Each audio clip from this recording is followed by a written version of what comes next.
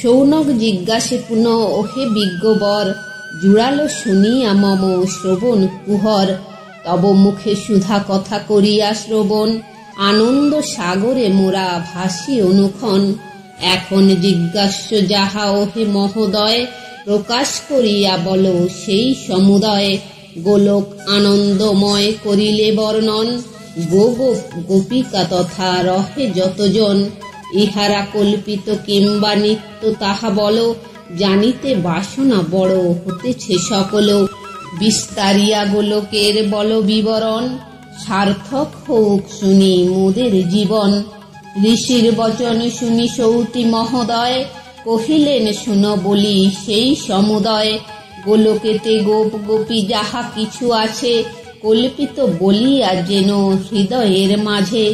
প্রলয়ে প্রলয়ে কিন্তু সবে বিবর্তিত, কেহ নহে নিত্য কভু জানিবে নিশ্চিত। নারায়ণ মহেশ্বর আর মহেশ্বরী, কল্পিত সকলে জানো মনেতে বিচারি।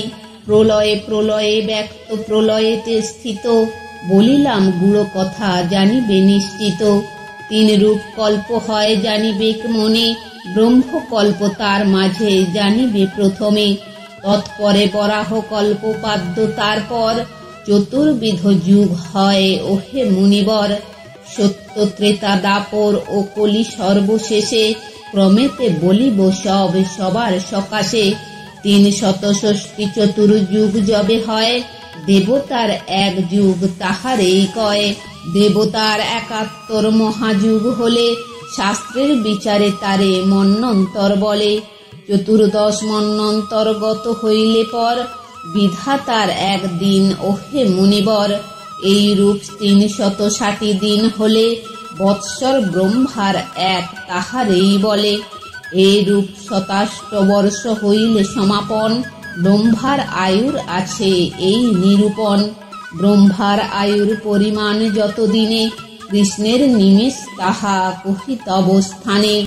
ব্রহ্মার পরম আয়ু যত দিন রয়, কল্প বলি তারে ব্যাখ্যা করে সুধিচয়।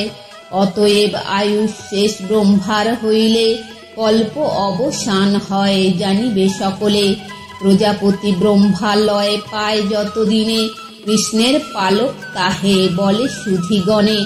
দৈত্যের মেদেতে হয় পৃথিবী গঠন, বলিয়াছি ইহা পূর্বে সবার সদন।